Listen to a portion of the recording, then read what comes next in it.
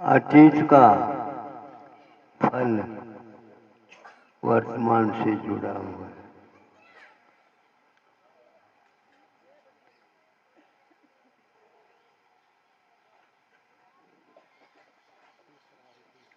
था, अब वह आज के रूप में परिणत नहीं होगा।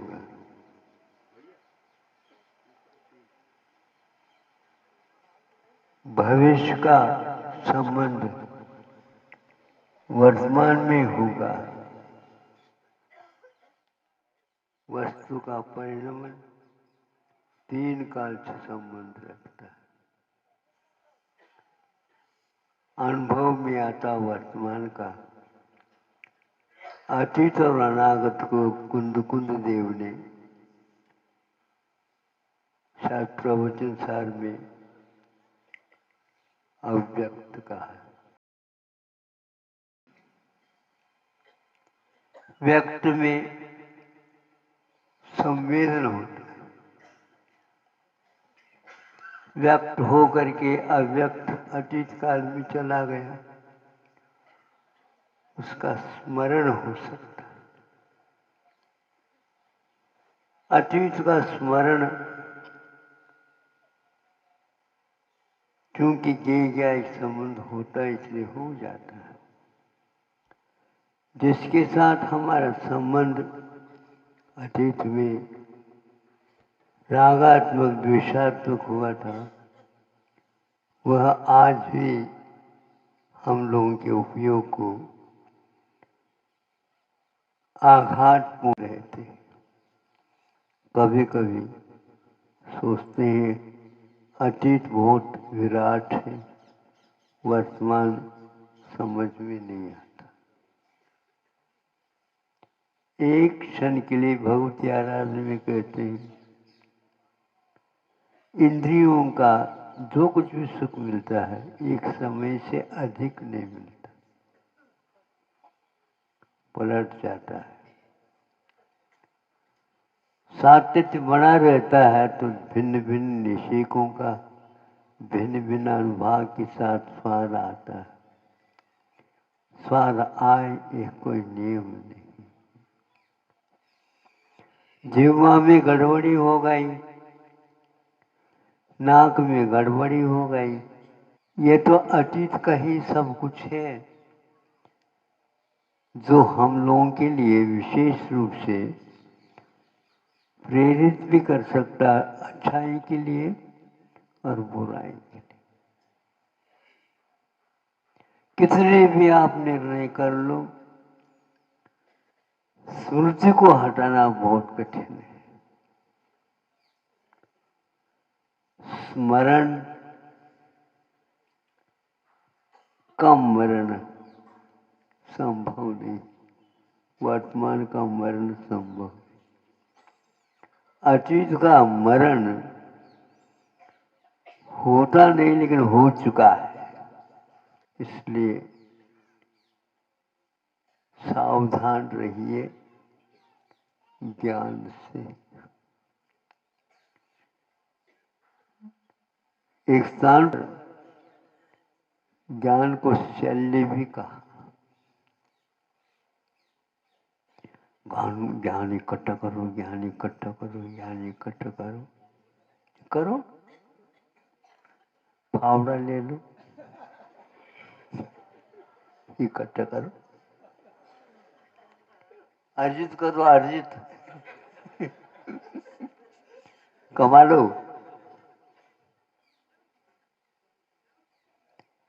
शांत बैठे हैं, आसन लगाए, मौन लिया है,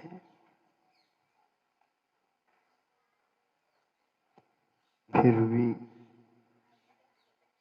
जितने क्षयोक्षम है उन क्षयोक्षम के माध्यम से हम ये कहीं भी अपने अपने में स्थान में है, लेकिन उसको अपना विषय बना लेते।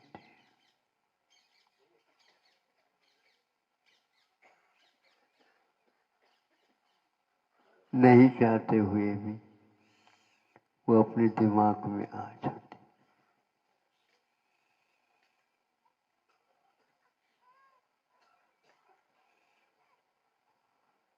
अच्छाई कम याद आती,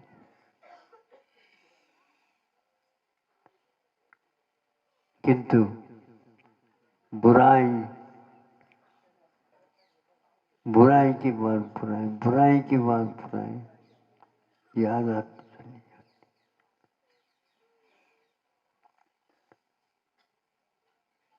ये आकर के चिपकते नहीं, ज्ञान चिपका देता है।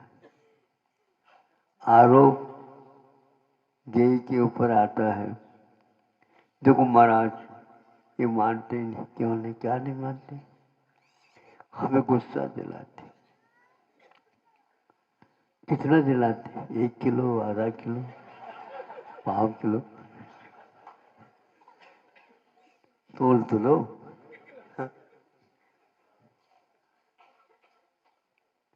सही है क्या ये? अब इसको शुद्ध करने के लिए कोर्ट में जाना पड़ता है। कई बार देखा है, ये तो हम नहीं जानते हुए भी बैठे हैं और ये जनाता है, छेड़ देता है।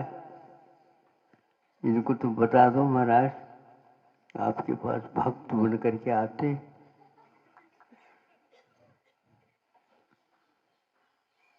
हमारा ज्ञान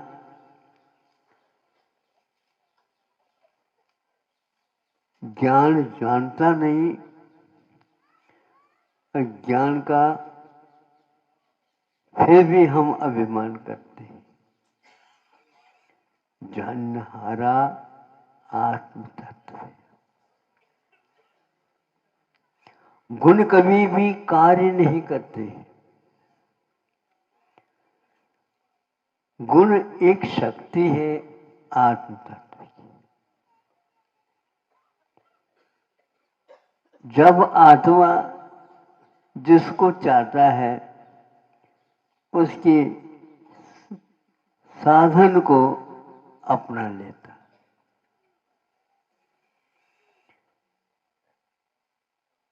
ज्ञान रूप परिणाम करता रहता है, लेकिन ज्ञान अपने आप ज्ञान रूप परिणाम नहीं करता, ये हम भूल जाते हैं। ज्ञान को इकट्ठा करने में लगते हैं। ऐसे सभी गुणों का है। तो हम चाहें नहीं जानना चाहें, शांत हो सकता है। यही एकमात्र आत्म पुरुषार्थ है।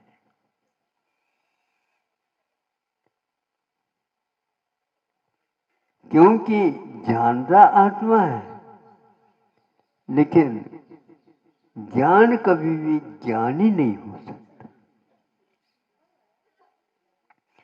ज्ञान कभी भी ज्ञानी नहीं हो सकता। ज्ञान गुण रहता है, आत्म द्रव्य ज्ञायक पिंड। ज्ञायक में और ज्ञान में क्या अंतर है? ज्ञायक द्रव्य है और ज्ञान गुण है। इतना अवश्य है, जो परिणाम आत्मद्रव्य करता है तो उसमें जानने रूप करता है तो ज्ञान को चुन लेता है, देखने रूप कर लेता है तो दर्शन को चुन लेता है, संवेदन को चुन लेना चाहता है तो वह सुख को चाहता है। इस प्रकार भिन्न भिन्न रूप से वह आत्मद्रव्य परिणम्य करता है, वो शक्तियों को काम में ले लेता है। जबरदस्ती ज्ञान आत्मा को प्रेरित करे, मुझे दे लो, देख लो, जान लो, नहीं कर सकता। वह निष्क्रिय है। क्या कहा? निष्क्रिय है। बैठा है, हम उठाना चाहे तो उठ सकता है, नहीं तो बैठा।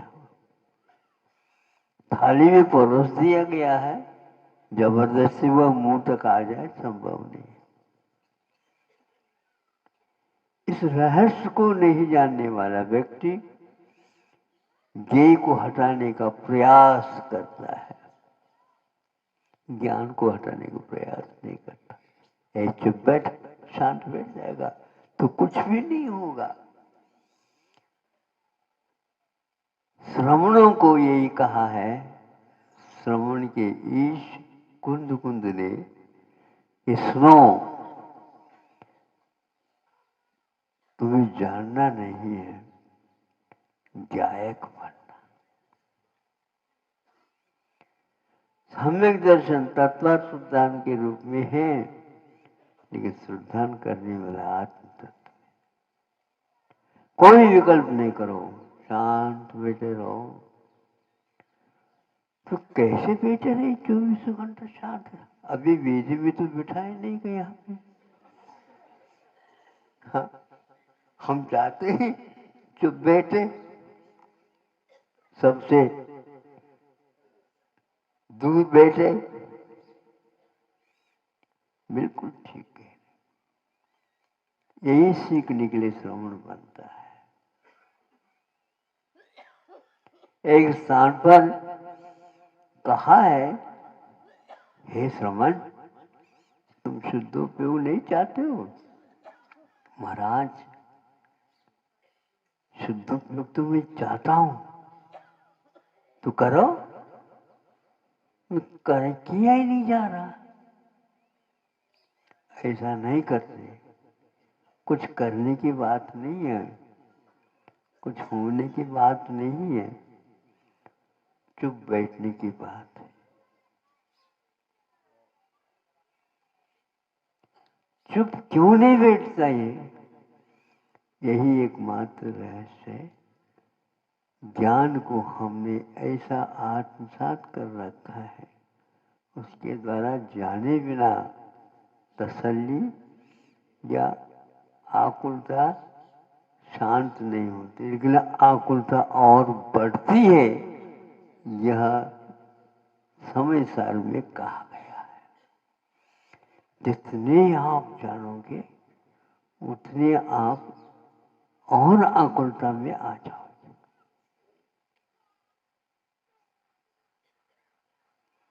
माथा बांध बांध करके पढ़ते रहते कुछ लोग, नहीं बांधते। हमने तो देखा पल्ले को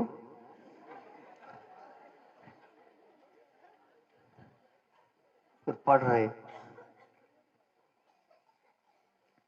पढ़ने से यदि ज्ञान होता तो द्वादश अंक रट लेते, कोई है ही नहीं। इसलिए सम्यक ज्ञान, प्रत्याख्यान, संवर आदि आदि इन सब गुणों का वर्णन समय सार में किया। ये तो सब व्यवहार है। नायको सो नायको गायक में समग्र आता है, और इन सब में समग्र नहीं व्याग्र आता है। व्याग्र एक प्रकार से हमें परिश्रम कराने के लिए बाध्य कर देता है। चुप बैठे रहो तो चिंतन की धारा फूट सकती है, नहीं तो चिंता करते रहो रात दिन। सोचते ही कई लोग, हम सोचना तो चाहते हैं, लेकिन जिसको सोचना चाहते हैं वो याद ही नहीं आता। जिसको, उसको, किसको, इसको एक ये अपने पास रखो ही नहीं। किस किस को आप करना चाहते हो? किसी एक वस्तु को पकड़ना चाहते हो, ऐसे क्यों? ज्ञान के द्वारा जाना जाता है। आत्मा चाहे था, ज्ञान इच्छा नहीं करता, दर्शन इच्छा नहीं करता। इन दोनों के द्वारा जो बैठा नहीं जाता, और वह ज्ञान आत्मा उसमें लग जाता है, स्वाद आता है। यदि नहीं लगता तो स्वाद नहीं आता। वस्तु हो या न हो, किंतु को हम याद करते हैं तो स्वाद आने लग जाता। वर्तमान में आप कुछ भी मुंह में रखो, किंतु स्मृति के कारण जिसकी स्मृति हो आती है उसका स्वाद आना प्रारंभ होता है। हमें तो इसको हटा दो, वो दे दो, अरे इसको तो चखो तो नहीं, हम चख लिया।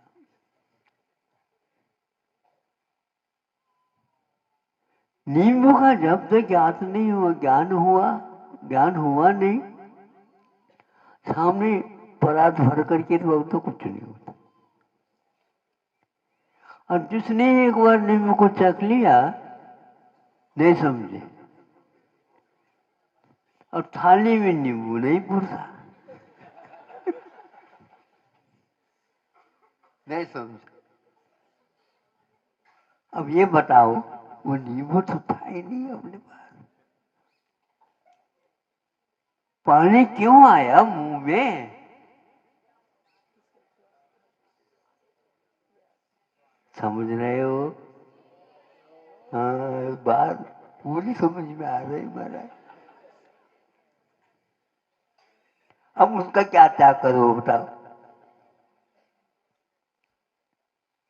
इसमें कौन रोल कर रहा है? ज्ञान। ज्ञान नहीं कर रहा, किंतु भोक्ता ने अतीत में उसको चखा था। अब वह स्मृति हुआ है, स्मृति और विस्मृति, वर्तमान को भूल गया और अतीत धूल भी नहीं है, लेकिन उसी में घुस गया। उपन्नोदय वियोगे वियोग बुद्धि जससो नित्यम कंखामनागतस्य उदयस्य न कुवदे। ज्ञानी कुछ नहीं करता, यह करने की धरने की बात ज्ञानी के दिमाग में नहीं आता। यह एक बहुत महत्वपूर्ण, जो वर्तमान में कर्म के उदय में तो उसको फल मिला है, उपन्नोदय हो गई वियोग बुद्धि जैसे सोनी, उसको वियोग की बुद्धि से कुछ चाहता नहीं।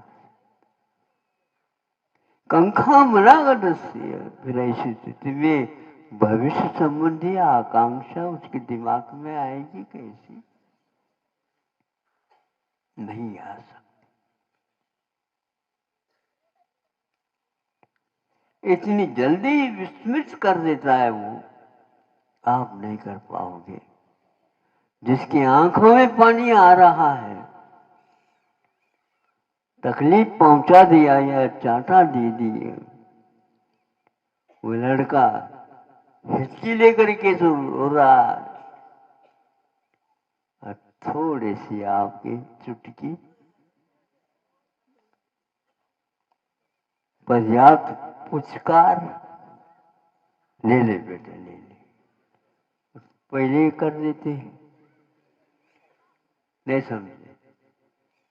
नहीं, वो माँ देख रही है कि एक कितने समय के लिए रूठता है, उसका रूठना तो क्षणिक है बंधु। इसलिए वृद्धों को कुंद कुंद नहीं चाहते, क्योंकि उनको समझाने के बाद बात समझ में नहीं आएगी, वही तेल नो लकड़ी की ओर चली जाएगी। यथा जात को तो हम समझा नहीं, क्या वो अपने आप ही समझदार है। यथा जात का अर्थ होता है सद्य जात शिशु के समान श्रवण हुआ करते हैं और होना चाहिए, फिर उसको शुद्धोपयोग आने में देर नहीं लगता। इसलिए आप लोगों से ये कहना है, समझो तो ठीक है, नहीं समझो तो भी ठीक है, नहीं समझो तो और ठीक है। हाँ, ज्यादा समझदार ही मझधार में रहता है, और जो समझदार नहीं रहता भैया उधर मत जाओ, इसे ही बैठ करके कर लो जो कुछ कर रहे हो।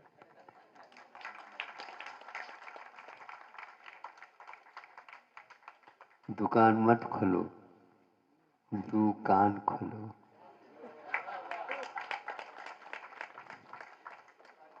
हाँ, नहीं समझ,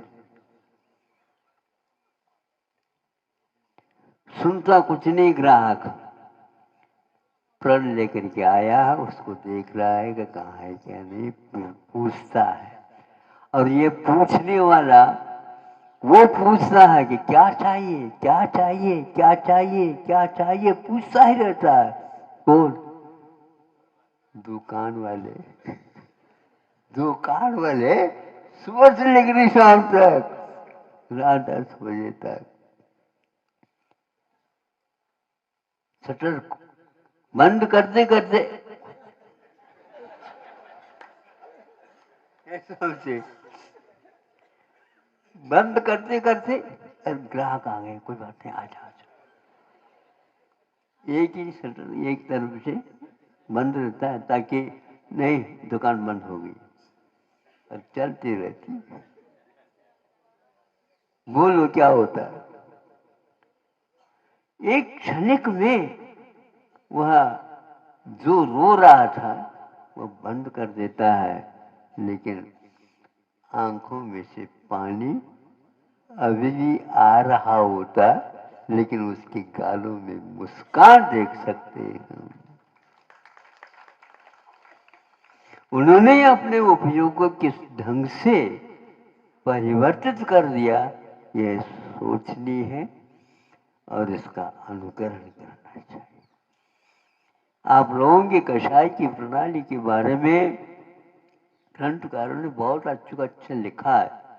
सब कषायों की वासनाएं सब लिखी गई है, किंतु श्रवण की बात आती है तो सबने कहा चुटकी बजाते बजाते प्रमुख से अप्रमत्त हो जाता, और उसके लिए उदाहरण दिया है जल की रेखा। जल में कोई रेखा होती नहीं, लेकिन हम एक लकड़ी के माध्यम से उसमें रेखा खींचते रहते हैं, सामने सामने सामने पानी इकट्ठा होता चला जाता, और 1 इंच नहीं आधा इंच पूर्व में वहां पर देखो तो वह मिलता चला जाता समान। स्थूल की परिभाषा या स्थूल की परिभाषा के रूप में 6 जो स्कंद बताए ना, उसमें नहीं रहता, नहीं बहुत एकदम वह साफ हो जाता। टूटने से जो जुड़ता नहीं है उसको स्थूल स्थूल कहा है, और टूटने के बाद भी जुड़ता है तत्काल, उसका नाम स्थूल का है। तो बहुत कम समय के लिए वो उद्वेग बच्चों को आता है, किंतु प्रौढ़ों का वह वेग अतीत होने के उपरांत भी आंखों में पानी और मुंह में पानी दोनों तरफ होता रहता है। इष्ट का वियोग हुआ, कब तक याद करोगे आप? देव होने के उपरांत भी याद करता है, लेकिन आंखों में पानी वहां नहीं आ सकता, क्योंकि वह स्थिति नहीं है। जितने जन्म हुआ उतनी बार की वो सब स्मृति हुआ आती है, किंतु स्मृति क्या है? स्वाद का विनाशक है, संवेदन का विनाशक है। स्मृति में स्वाद नहीं आता है, ज्ञान लुप्त हो गया होता है,